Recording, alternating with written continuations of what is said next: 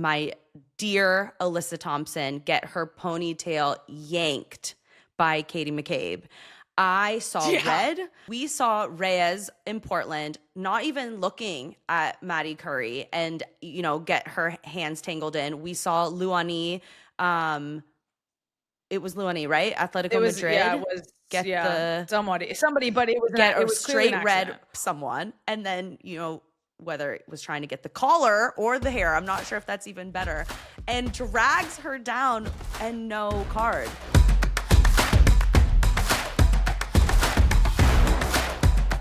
Okay, welcome back to the Time Wasting Podcast. I am your host, Riley. And I'm Kelley O'Hara.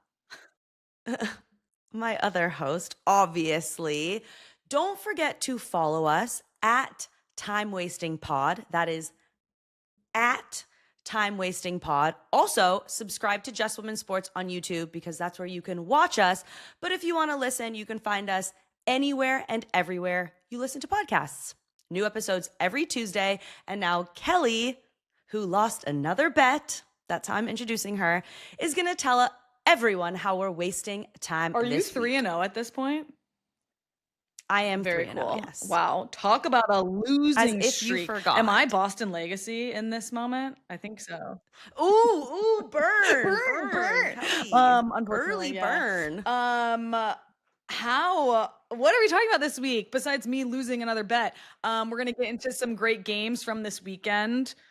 One of those not great games being Gotham versus Kansas City, which I lost that bet. We're going to talk Champions League quarterfinals, which we were both on broadcast for, and those games were pretty epic and have now set up some amazing semifinals that are going to come at the end of April, beginning of May. U.S. Women's National Team dropped their latest camp roster, which will be 3 games against Japan, a Japan that just won the Asian Cup. So as much as I was didn't love that it's 3 games, I think it's gonna be great competition for the U.S. And then I'm going to tell you how I've been wasting time at the end of this episode and how I think that you could waste time as well doing something that I've really enjoyed doing. But first... Okay, so I am wearing this shirt. You can't see it, but it is a UCLA Bruins t-shirt. Kelley and I had a dare on Champions League coverage, and we had to wear these t-shirts. I took it home because my dad worked at UCLA for many decades, and he loves them and was very invested in the game last night. We had picked UCLA as a podcast in Welcome to the Party's bracket challenge. What do you call it? There was a bracket challenge podcast extravaganza. We were up against, and these are the final standings. The women's game. Good job, congratulations. Sam. Wow. They won. Welcome to the Party. Glennon. Good. Good game. A touch more. Thought they might have done better. Yeah, Time wasting. We came in 6th. Recap show. Our fellow soccer bodies, and Coach Jackie also. Well, Coach Jackie was definitely going with her heart. But anyways, we came 6th. But congratulations to UCLA. We did have them in the final, but had UConn winning. And I have to thank my podcast host for carrying the team in filling out the bracket. I'm proud of 6th place. I did fill the bracket on my own. I said, don't worry about it. I got it. After your success last season. I had grand success. I was also following it way more intensely last year. And I had 99.9% correct picking, and I was in the top 99.9% of the brackets, of all of the brackets. So I was pretty confident about my ability to pick, but yeah, no, it was definitely a fluke. And here we are. Yeah, Kelley bragged to Julie Foudy that we were gonna dominate. I talked a little shit on. I was like, "Are you sure you want us in there?" Because I'm basically elite when it comes to the bracket. I'm not. I didn't win one of my bracket groups. No. And now we'll definitely be invited back. Yeah, for sure. Every year Maybe we were just them. Yeah. And then we'll. Hey. Thank you. That was smart. I know, genius. I might not look like it, but I got some rocks up in here. All right, Kelley, we have a show to do. So I'm going to let you pay up on your bet at the end of the show, just in case you can't talk.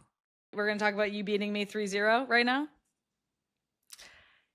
Well, what did you think about that game? 1 week ago today, you said we shouldn't be concerned. Right. I went on the Ion post-game show and said we should not be concerned because Kelley O'Hara said we should not be concerned. I dropped your name hard on that show. Yes, I did. They loved it. Are we still not concerned? How many? We're 4 games into the season now? Oh my God. 4 or 5? 4. Ooh, did they have that? No, it's 5 games. Did they have another game? I think it's 5. Yeah, I think it's 5. Yeah. So we 1 win in 5. Not great. And only 2 goals in 5 games. And up until this weekend, 1 goal in those 4 games. So yes, last week I said we don't need to be concerned. However, I've said this before. It's the same thing that I've harped on Gotham being the issue for Gotham is their offensive ability, like their offensive power. They have all of these amazing players, but they're not a team that knows how to score. And if you're a fan of the team, you're not going into the game being like, oh, I know that so-and-so is going to score. I know that Midge is going to score. I know that Jason's going to score. I know that Rose is going to score. Like, you're not thinking that because scoring is an issue for Gotham. It has been for a long time.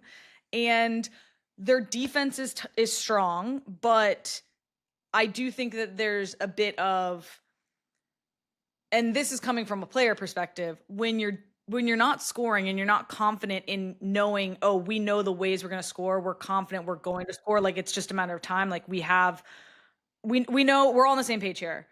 If you don't have that when you're playing as a defender and or just generally team defense, it starts to weigh on you of like, if we do not hold this game to 0 goals conceded, so much pressure. So I feel like that is an issue because again, I think Gotham's defense has in the past been one of the strongest of the league. But right now, yeah, a little concerned. But now we're in international break, so everybody take some time, do what you got to do, come back together. We'll see you on the other side. 5 Gotham players. Yes. 5 Gotham players made that roster, and I think if there's an environment that makes you even sharper, gets those competitive juices flowing, great coaching, great games, it's a U.S. women's national team camp. I wouldn't know, but I have a feeling that's the case. So we could see players in a different state of mind when they come back, depending on the results, of course.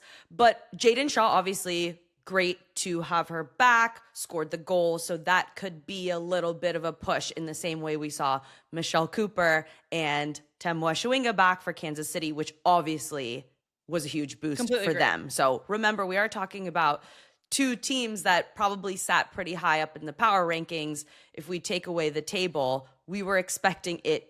You know, you're not surprised that Kansas City can win a game. In the context of this season, you're a little bit like, geez Louise. And I will say the one thing I want to say specifically from the game, and I'm like, Gotham, watch the tape back of Jaden's goal. Great goal by Jaden, great positioning by Jaden. And again, I said this earlier in these podcasts. I said the positioning of Gotham players and their understanding of like what holes to fill and where they need to be on the field is, they understand that. And you can tell by the way that they play. However, it's the final third and their movement in the final third and their timing in the final third. Jaden's goal comes from Rose Lavelle's movement. And she makes a run from inside out, and that pauses and kind of stalls Kansas City's back line. Jaden's in the pocket. She actually is in between 4 different Kansas City players, but Rose's movement allows Jaden to get the ball. And again, incredible work by Jaden to receive the ball in one touch turn and take a shot. Great shot. But that movement by Rose, and I'm like, we need more of that from Gotham. We need more of this just movement, timing, and take shots in the final third. So again, we'll see what happens on the other side of this international break. But yeah, a little concerned. It's not great. You don't want to start the season this way, but long season ahead of us. So it happens. It is. And we do know what's going to happen on the other side of this podcast because Kelly will be eating some big, hot, cheesy balls. To be clear, the hottest balls you will ever put in your mouth. So that's cool.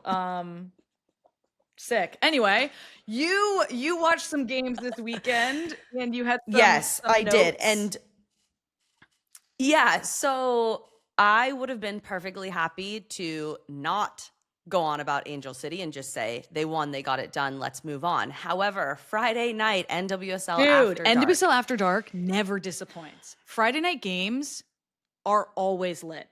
Always. Guaranteed to have some sort of ridiculousness go down.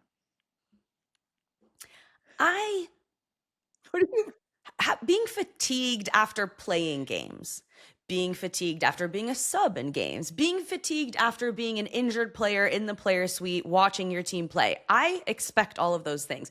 Being fatigued after watching games as a fan, I was not prepared for this, Kelly. Welcome to the other side, dude.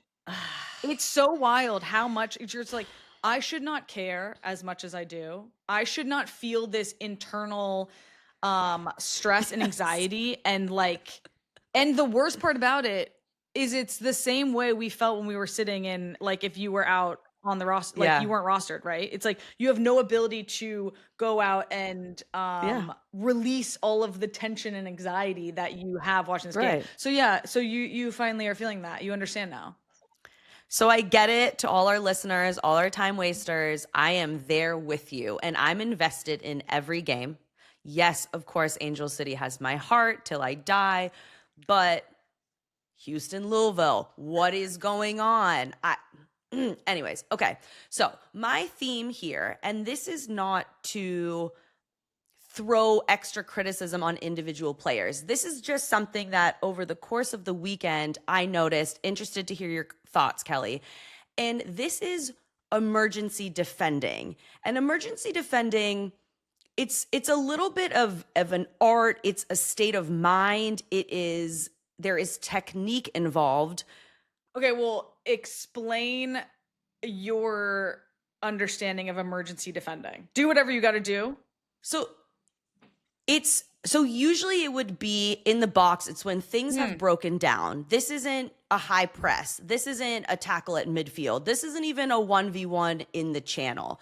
This is things have broken down, and the simplest form might be that when in doubt, kick it out, which, you joke about at some point in your career because you're like, oh, that's amateur, that's AYSO. No, we try to keep the ball. That is part of being a defender. Understanding the moment of the game, where you're at on the field, where your team's at in the game, and it's just we just got to get it out. And it could be a toe, it could be heading it out for a corner. It's an emergency. So I don't remember thinking about this so much in college. Also, I guess it really depends on the team you play for and kind of how often you find yourselves in these situations. But this weekend, the way Angel City conceded both goals, but particularly the very end of the game. And then we have Louisville. This is slightly different. This is giving away a penalty, but again, it's this being calm in your mind while alarm bells are ringing. And then Bay, similar. Okay, when you're a defender and you're sprinting towards your goalkeeper, that is like the number one. This is emergency defending. It doesn't matter if you take each other out. Someone has to be first to this ball. If a keeper is running out, you have to be willing to take your defender out with you or with the ball or with the forward. Or again, this is the part where you have to your pride, you just throw that over your shoulder, kick it out. Kick it out. Angle your body where you toe bomb it into the crowd, because there was just two, and maybe this is, and these are it's not inexperienced players, it's veteran players. I'm thinking it is the beginning of the season, but there are just times, Kel, when, especially in this league, you have to move fast and you have to be willing to put that ball into the Completely stands. agree. Great shout. It is interesting that a fair amount of goals from this weekend came from defensive mistakes and the inability to emergency defend. I like that you brought that up. I think there's, when I look at the Orlando goal on Angel City, that is so hard because there's so many bodies around that ball. It is pure chaos. And I've been there before where you're just like, oh my God, somebody get out, somebody. And it's like, it's pinball. There's so many bodies around the ball, in the box, right in front of the goal, and it's chaos. And I mean, ultimately, somebody should have gotten it over the goal line, like not even get it out of the box, like get it just off the field. But yeah, I love that you brought that up. I mean, I definitely have a number of instances where I made the wrong decision in emergency defending, and it does suck as a defender because like you do everything right for the 90 or 89 minutes and then you make one mistake and it's everybody knows that you were the one who made the mistake. I will say, I think that this kind of chaotic goal scoring opportunities are a product of it being early in the season. I think that, the mistiming on the Bay FC cue of the keeper coming out, the defender running back, like to me, that is understanding, like that is not your ball to come get. Like you need to stay on touch. Like those are communication issues and timing issues and things that come with the season being more played in. But yeah, man, NWSL never disappoints. And I want to give credit to Denver because they are not conceding a lot of goals. They're not scoring a lot of goals. But I think that, and I want to give a shout out to Megan Reed. Obviously, I know her very, very well. She is someone who will do the safe thing. And I think watching this game on Saturday came up huge. If the ball is coming in, if she doesn't know if an attacker is coming blindside, head her out of bounds.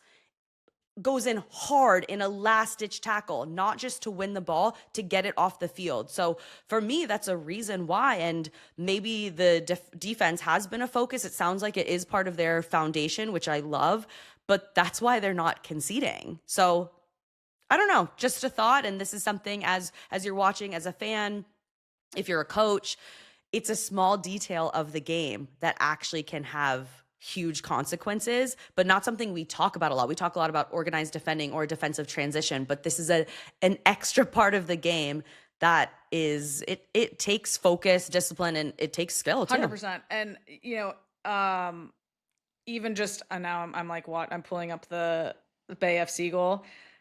That defender should have basically boxed out on the Spirit player that was coming in to give the keeper, but she crosses it. So it's just, there's little detail. You go back and watch the tape and you're like, those are habits and those are things that you learn as a player to do in these instances. And maybe you've never been in that instance before. And so it's like, yeah, you gotta sort them out. The U.S. women's national team dropped their camp roster. There's been a lot of conversations about it, but we'll just kind of give our quick thoughts. There were no uncapped players called up. This is the second time in a row. Has Emma Hayes narrowed her search? Is the experimentation over? There were still some surprises, though, weren't there, Cal? Yeah, I think the surprises were who wasn't on the roster versus who was on it. I think every player who's on it should be there. And it is, when I saw the stat of this is the second camp in a row that no uncapped players were called up. One, to me, that goes, okay, Emma, every player, well, maybe not, but almost every player who's going to make the World Cup has already been in camp. That, I think, is Does that make sense? Mm-hmm. Yeah. Mm-hmm. Yep. Like she Yep. did I called her last year for Emma, her research and development year, her R&D year, where she was just like bringing in players, putting them out there, giving them caps, giving them minutes, seeing what people could do. And she just like wanted to see the pool of talent that she had at her disposal to choose from. And I think that she has seen that. I think she has digested it and is now like, these are she had a pretty wide group of players. She's now narrowing it down. But I think that there is still a chance that there might be a player out there that has not been called in, maybe has never had a cap, and could still make the World Cup team. You never know. The reason I say that is because I think that, I know that Emma values, as does I think every international or national team coach, or specifically U.S. national team coach, values what players do for their club teams, how they are week in and week out. You have to have that sort of performance and level of play consistently to be under consideration. And I will say, what I found interesting about this camp is I'm kind of going to contradict myself, but for instance, Jaden Shaw hasn't been playing for Gotham. She did play 45 on the weekend. So clearly she was like, there's the communication probably between club and country where, she's coming back from injury. Emma clearly really wants to see her, really wants to have her in. And that being like, is she able to be in? Because I think when the roster dropped, she hadn't played for 2 or 3 weeks in any game. So sometimes you see that and you think, oh, that player's not going to go in because they're coming back from injury. But the fact that she was able to play 45 on the weekend, U.S. team probably knew that, and she gets called in, which is awesome for Jaden. And the thing is, like, she plays for 45 on the weekend, scores Gotham's only goal. Like, clearly is showing when she is playing, she should be in. Another player, but showed that after the roster had been dropped. So again, that is this belief, that she is part of Emma Hayes' 100%. Vision, similar to Tierna Davidson. She's been out for.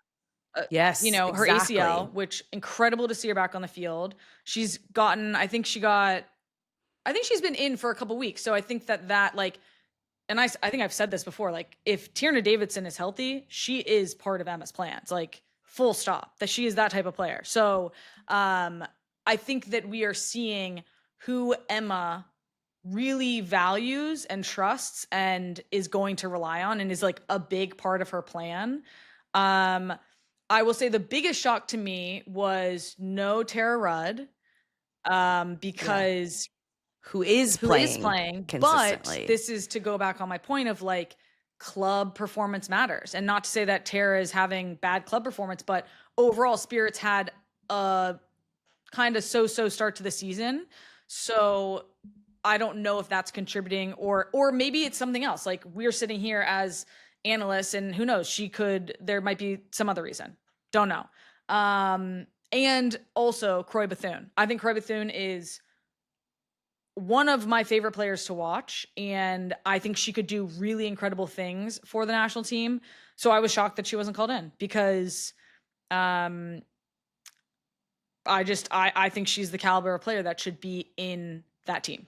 I think the bottom line here, which is really hard for both fans and players alike to remember, is the coach is going to do what the coach is going to do. Ain't that the truth? And ain't that the truth? And that's why they're paid the big bucks. That's why the pressure is on them. That's why they're going to get the sack if things don't go right. Their contracts, I'm not talking about national team here, I have no idea how that works, but in club, like they don't have the same contracts as players do. They don't have a guaranteed contract. If a club is unhappy, they're going to change the coach. And we see that in all sports. But I think that is where if a coach has a vision, has a plan, has a belief in a player, in a system, in a lineup, that's what they're going to do. And I think the best coaches, because all coaches do this, but the best coaches are able to communicate that well to their players so that players understand why decisions are made, whether it's making a roster or not, whether it's starting or not. Because again, things can change so quickly with injuries. And Emma has said, and again, this is why she is potentially the best of the best. She has said, I have a plan now, but she's also said, I watch every single Yeah. game. And she is not counting anybody out. She's not going to say something that then she has to go back on. And I think she would be having those conversations with the players who don't get called in as well, because, and this is like, this goes beyond the World Cup. After the World Cup, there's an Olympics, and then there's another World Cup. This is a team that goes on and on and on, and you want the best players to always be ready, to feel like they're valued, if this team is going to continue to win World Cups and Olympic gold. So I think all of her messaging has been very, very smart and very authentic. And I think going back to what you said earlier about 3 games against Japan, I was the same. I'm like, why do you play the same team 3 times? And logistically, so annoyed when I saw that. It does make sense, but you're like, what the heck? But if there's one team you want to see this U.S. team match up against 3 times, and it'll be exciting, it'll be high quality, and it will test the U.S. and they will learn from it and it will prepare them. Emma has said this Japan team are contenders to win the World Cup. It's Japan. So we're actually, I mean, what a treat. What No, a for treat. sure. I am. I was annoyed when I saw 3 games. It's like, come on, give me something different. But throw New Zealand in there. Come on. Bring them over. But this will be good for the US, and it's the time to do it. And Japan is a very specific team. They play a very specific type of football. So it will be very good for the US to have 3 times to play against them, learn from it, have film on it, experience it. And as fans, it's kind of like, okay, hopefully we get 3 good games. Like that's all we can ask for. So I'm excited to see how the games play out, who's starting, who's subbing on, all of those things, and who looks good. Yeah. Who can play against Japan. And we'll all read way too much into 1,000%. it. And you can do that here with Exactly. us. Well, let's do our bet now then, since we're talking about this game. Since, as you know, the NWSL will be on break. So we're just gonna do it. I'm taking Japan for game 1. Yeah, game 1 is Saturday. So I'm taking the US, and I swear, girls, don't let me down, because I'm rooting for you, US, because Kelly needs to turn this around. But it's not even fun anymore. You just like keep going. I'm happy to take this bet. I think it's gonna be a great game. But is this, Allison, are you going to come in and tell us what we're playing for now here? Yes, I am. The loser of this bet has to FaceTime the most recent person they texted on the show. You know what would be better, Allison? I think that randomly in the middle of this next 7 days or 6 days, you text us and say, whoever is below this text message, you have to FaceTime on the pod. There we go. All right, let's go with it. And no cheating. Okay. No, that's this could be really, really weird, thinking about some of my like medical appointments that I currently go to, but they would be thrilled. They would be thrilled. So, okay. Well, there's a chance it could be Christina Uncle, so that could be fun. Let me give some context let's hear here. Who's your new bestie? Tell me about her. Christina Uncle is the most famous person in my phone. Christina Uncle has been helping me from my nightmares of seeing my dear Alyssa Thompson get her ponytail yanked by Katie McCabe. I saw red. I am still disgusted. And I cannot believe that there has not been any announcements about a suspension or some type of consequences after the fact. So I have been blowing up Christina's phone. I send her voice notes even. I shouldn't be laughing. This is a very serious issue. Like, yes, what happened was not okay. Yes. And you ask for the updates when I get them. Yeah. Because we saw Reyes in Portland not even looking at Maddie Curry and, get her hands tangled in. We saw Luani, it was Luani, right? Atletico Madrid. Yeah, it was. Somebody, but it was get it a was clearly straight an red. accident.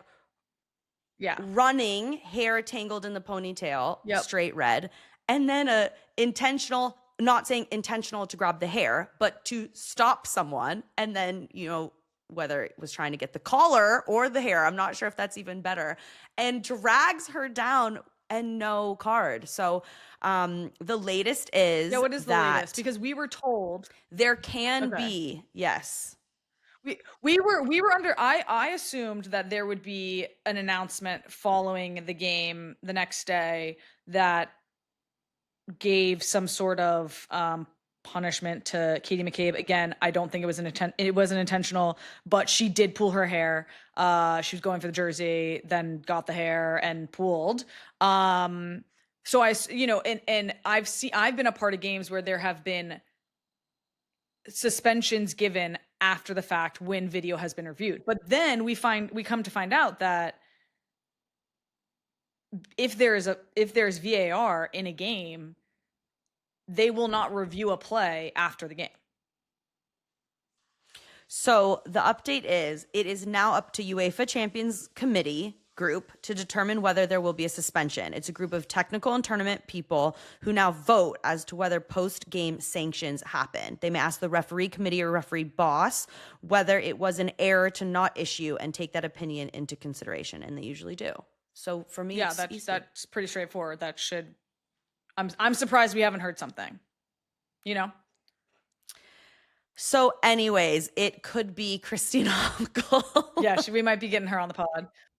NWSL was obviously a big weekend happened, but now we're on international break. But last week we had Champions League quarterfinals. Yeah, let's head to Europe, go Kelly. over there because we've been covering Champions League this season, this campaign, and it's been so fun to watch these games and just watch the storylines that have developed. And this week we got Bayern going through over Manchester United. We have Lyon going through over Wolfsburg. Arsenal going through over Chelsea. And we have Barcelona going through over Real Madrid. All of these games, minus maybe Barcelona, Real Madrid, because Barcelona is just too good and made it not even a competition. All these games are really, really exciting to watch, and it was kind of a toss-up. I'm curious if you have any general thoughts over this quarterfinal leg of the different matchups that we got and then the results. Obviously, you and I had picked to win it all, to win the whole thing. So similar to our March Madness bracket, it didn't go so well. But if I look at the way the teams played, I think there was a little bit of hope for Man United just because they had done so well, and you can't help have a little bit of emotion, your heart tied to it because they were the debutantes. I think they were really fair results, seeing the way Lyon played. They left it way too late for that comeback, but in the end, they dominated that game. So I think Chelsea, because of obviously our American girlies, and for a lot of the season, they looked really invincible and had this mental edge, but there was a shift in the season, and it could be injury. It could also be that Arsenal are just so good, but watching those games, that was the closest, and it felt like it could go either way, but Arsenal did so well, and I'm really excited to see them play Lyon. I will say, I think that when it comes to Manchester United, what an incredible first season in Champions League. I'll be really sad for them if they don't make it next year, based on standings in the WSL, which is tough. I think that Millard was huge in this second leg for them. You spoke about this in that we don't really see her in the 9 a lot, but you like her in the 9. And I thought that was a great change that they made. And she was hitting the line, getting in behind, pushing Bayern back, and made Bayern was kind of on their heels for the first half of that game, but then went into the locker room at halftime and came back out and got it done on set pieces. But I really enjoyed watching Manchester United play. I think that they have a really exciting attack, group of players that they can all interchange nicely. So I'm going to follow them and watch, even if they're not in Champions League. I'll be curious to see how they do the rest of the season in WSL. And I'm like, if there's some way somehow they can make it back into Champions League next year, that would be cool. Chelsea, Arsenal, it is what it is. I will say, I've never had a team in Europe before, so it was fun to be like, Chelsea's my team. I'm cheering for Chelsea. I have them winning.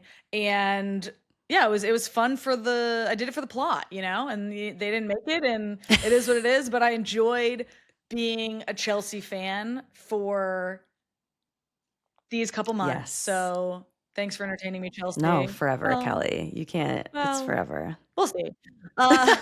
Who's your pick to win now? We actually didn't talk about that. That's a good question. Okay, so we're the only ones now out. we have Lyon, and I will say Lyon turned up. They have such a deep team, and their response was phenomenal after going down to Wolfsburg in the first leg of the tie, 1-0, come back and just show their depth and their experience, and that they are the champions of Champions League. And then Barcelona, obviously, I will say, not once they beat Real Madrid, what was it, 6-2 in the first leg? It was kind of like, all right, this next, the game for them at home didn't have a lot of weight to it.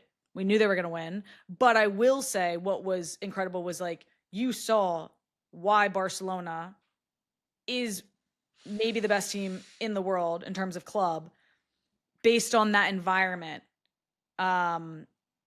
In their home stadium, with their home fans, the support that they have, the investment that they have. To me, that was the storyline coming out of that tie, is that, you look at Real Madrid and the fact of where they're playing, you look at Barcelona and where they're playing, and the decisions around that and the investment around that. They weren't allowed to play in the Bernabeu. So it's like, I think it's important to notice the differences and notice off the field and on the field, because it matters. In terms of the semifinals, we got Arsenal Lyon and we got Barcelona Bayern.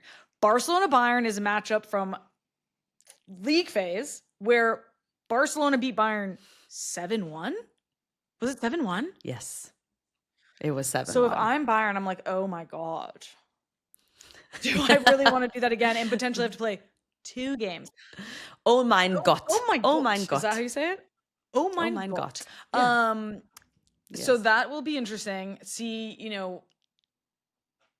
what can Bayern do against this Barcelona team?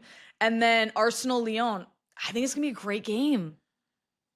I think it's going to be really exciting, and I don't know. I like, genuinely, I'm kind of like, I don't know who to choose or who to ride with. Who will be better? Okay, you have to pick a winner right now. The whole thing. Barcelona at this point. The whole thing. Don't you think? Yeah.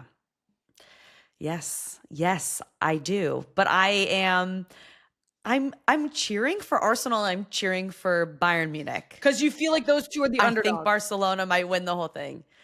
I mean, I played for Bayern Munich, so I really want them to do well. They've never won it.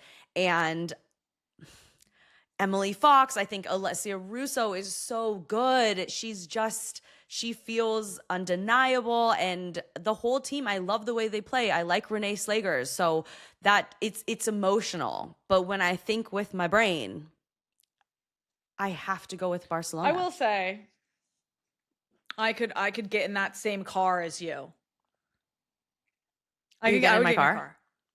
Beep beep. You can drive. I'll be a passenger, and I'll piggyback on those sentiments around Champions League. And we might go straight off a cliff, but we'll be together. Maybe I should drive.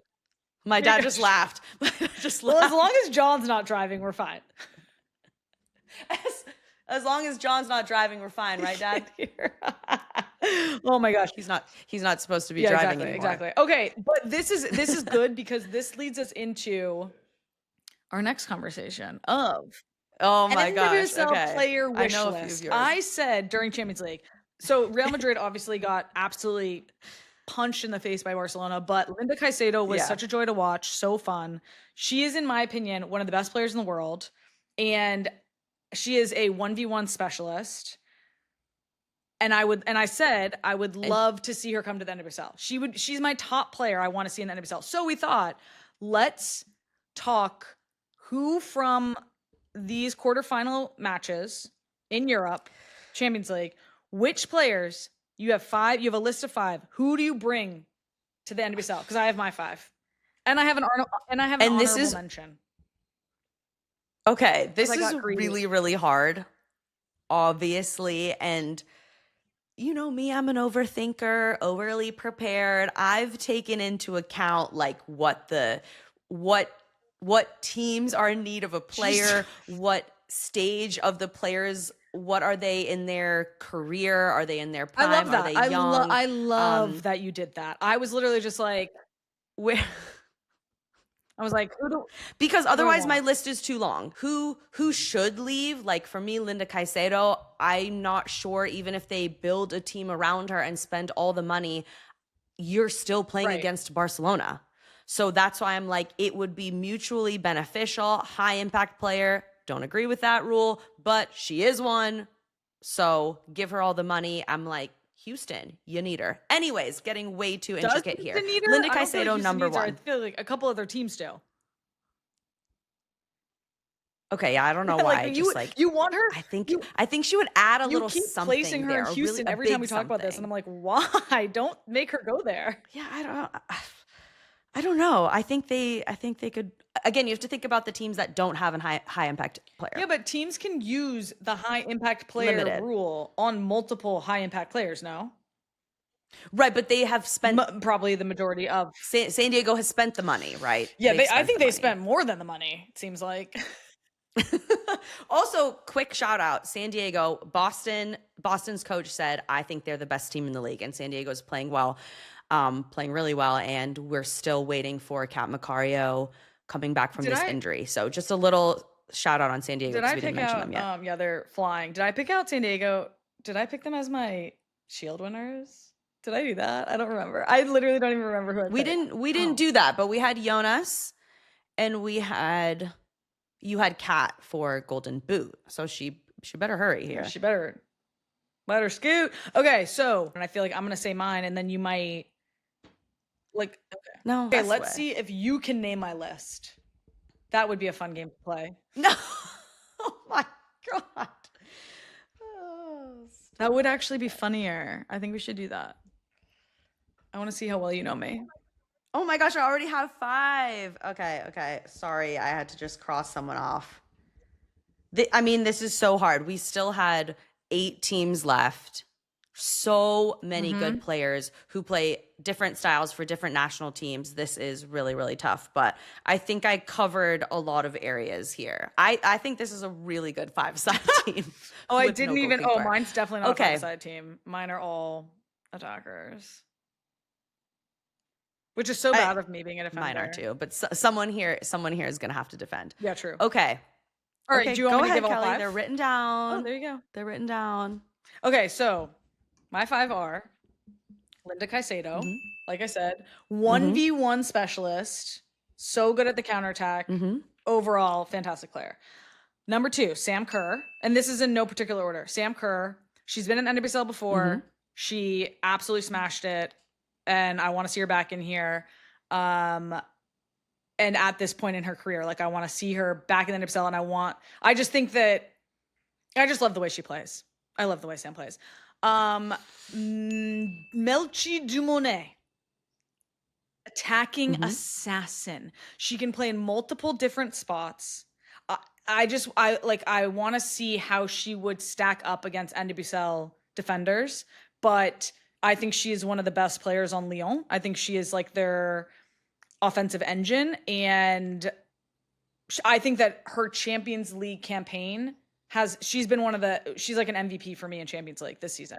For sure. For sure. And Alessia still going. Russo. I want to see her in the NWSL. I think she's scored 9, or she scored the most goals so far of anybody. Golden Boot right now. in Champions League. Yeah, for Champions League.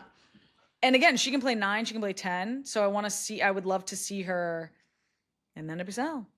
And then Clara Boole, assist queen. I want to see if she can find her Pernilla Harder in the NWSL.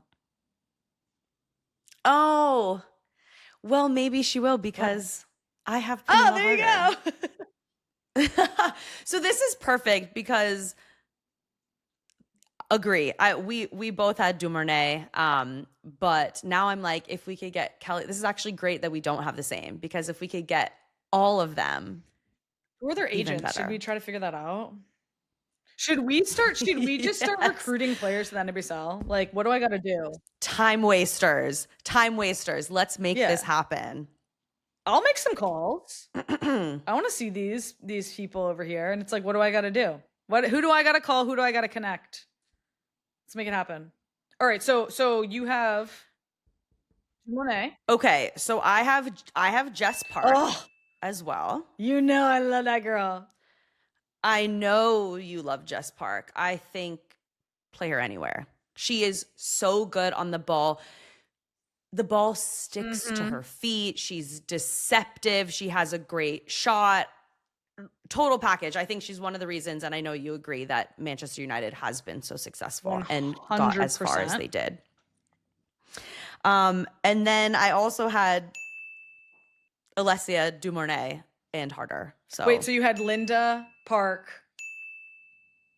you had Caicedo, Park, Dumornay, Russo, and Harder. Harder, yes. And I have so many honorable mentions. Miyazawa. Who the heck is playing defense on that 5-a-side, girl? It's gonna have to be Jess Park. You're crazy. But yes, I have Miyazawa as an honorable mention, and also Linette Berenstein. Yes. So my honorable mention, Lauren James. Would love to see what she can do in the NWSL.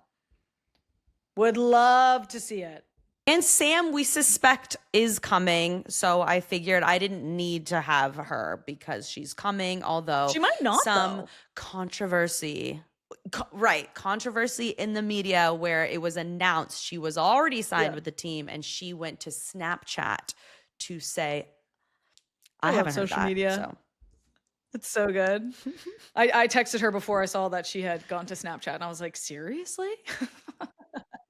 Yeah. Before Sam had, after Sam had publicly denied the rumors, Kelly went and did her own investigative journalism. And the funniest part is, in our Champions League group chat, they had put that she had denied it. Or like she had said that it wasn't true. And I just didn't read read that far down the group chat. I was like, oh my God, I got to text her. Anyway. Kelly likes to drop things into the group chat, but not kind of then. What do you mean drop things into the group chat?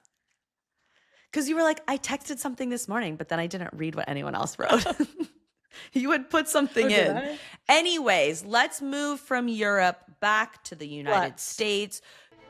I need you to tell everyone how you have been wasting time and how now I have been wasting time this week because it has consumed our lives. Okay, so if you haven't been living under a rock, you know about the summer house scandal that has gone on. And I was like, oh my God, this is my moment to like be part of the breaking news cycle of like what's happening in summer house. When I say that last week, every single time I opened my phone, I was gasping, audibly gasping. And it has been a whole thing. And I will say this and be like, this is the best thing that ever happened to me for Sierra, because 1, she found out who her real friends were. 2, she got over West. And 3, she's gonna end up in like the best place ever. Terrible for her, but also, oh my God. So Sierra and West hooked up / were dating 2 summers ago. Go back 2 summers ago. But we come to find out that, and everyone's like, oh my God, like this was kind of in the works. Like people are like, Kyle sucks. There is evidence of West and Amanda hooking up. the way that it's edited kind of makes it seem like West and Sierra might be getting back together. There's like this building, like, I don't even know. Finally, West and Amanda come out with a joint statement. Okay, this is what I'll say. I'll end here. And then you so they come out and admit it, and then you're putting together timelines and like pooling video and all, like, you know, the internet sleuths are going, who knows what's actually happening behind closed doors. But what I will say is people should get mic'd up before they leave their car, and it should be a camera on every single person, mic'd up for the entire day of this reunion, because the reunion is going to be insane. The reunion hasn't filmed yet. Now, anyway, that's how I was wasting time, and now Allie's, you're invested. All right. That was just a brief synopsis, and now it is time for Kelly to pay up. No, I on still have to her do that. bet. Okay. So let's rip open those spicy balls. Oh, okay. The hottest balls you can try. you will ever put in your mouth. I'm reading it from backwards. All right, here we go. We're ripping it open. YOLO. Just one. Can't be that bad, right? And I don't drink. Apparently you need milk. Oh, you don't drink milk. That also got, okay. That one looks kind of really flavorful. Oh, they're small. Okay. Oh, I don't want them to spill. What does it smell like? Oh, Is that what they nice. do? Influencer.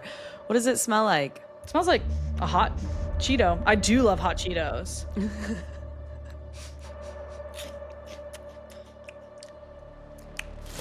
That's f***ing hot. Oh my god. Oh my god.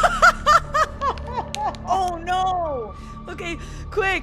Do the outro. I do the outro? Oh my god. Well, Do that's it. it for us, but we'll be back next week to give you your fix of women's soccer, and hopefully I won't be losing fourth bet in a row. Time Wasting is just a women's sports podcast. Oh my god. Follow us at Time Wasting Pod. Thanks to our crew. Thanks to all of you for tuning in. And we'll see you back in the wasteland next week. Oh my god. Allison, I can't believe you've had 3 of those before. Oh. It's burning my throat. That was so Okay, I gotta funny when you were reading I gotta go. Okay. Oh. My tongue is sweating. I hope we're still getting this. Oh. Oh my god. Oh, her tongue is It's not. sweating. I don't think those are safe to eat, actually. Oh my god. How long does it last? I'm crying. I'm crying. Oh. I'm crying. She said, well, that's it for us, but be back next week to get your fix of soccer. Will yogurt solve this? I think it'll help.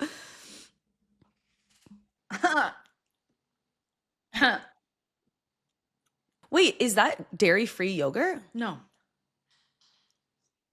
So you can have lactose. I was allergic to milk as a child. When my mother nursed me back to health with evening primrose oil every day. And that fixed my lactose intolerance. Hot tip.